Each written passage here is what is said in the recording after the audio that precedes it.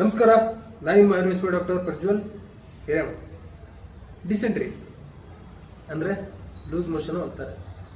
Usually loose ಮೋಷನಲ್ಲಿ ಮನೆಯಲ್ಲಿ ಇರುವಂಥ ಪದಾರ್ಥಗಳನ್ನು ಯೂಸ್ ಮಾಡ್ಕೊಂಡು ಅವ್ರಿಗೆ ಹೇಗೆ ನಾವು ಸ್ವಲ್ಪ ವೆಲ್ನೆಸ್ ಅನಿಸ್ಬೋದು, ಇಲ್ಲ ಅವ್ರಿಗೆ ಆರಾಮ ಅನಿಸೋ ಹಾಗೆ ನಾವು ಏನು ಮಾಡ್ಬೋದು ಅಂತಂದರೆ, ಈಗ ಪಾನಕ ಅಂತ ಕೊಡ್ತಿದ್ರು. ಪಾನಕ ಅಂತಂದರೆ ಒಂದು ಗ್ಲಾಸ್ ನೀರಲ್ಲಿ ನೀವು ನಿಂಬೆಹಣ್ಣು ಮತ್ತು ಸಕ್ಕರೆ ಸ್ವಲ್ಪ ಉಪ್ಪು ಹಾಕಿ ಕೊಡ್ತಿದ್ರು. ಅಂದರೆ ಡಿಹೈಡ್ರೇಷನ್ ಆಗಬಾರ್ದು ಅಂತ ಒಂದು ಕಂಡೀಷನಲ್ಲಿ ಅದನ್ನು ಯೂಶಲಿ ಕೊಡ್ತಿದ್ರು.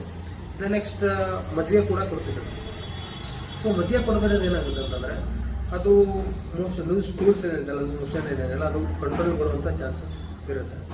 ಆ್ಯಂಡ್ ಮಜ್ಜಿಗೆಯಲ್ಲಿ ನೀವು ಒಂದು ಅರ್ಧ ಚಮಚೆ ಒಣ ಶುಂಠಿ ಪೌಡರ್ನ ಮಿಕ್ಸ್ ಮಾಡಿ ಕೊಡೋದ್ರಿಂದ ಲೂಸ್ ಮೋಷನ್ ಕಂಟ್ರೋಲ್ ಬರುತ್ತೆ.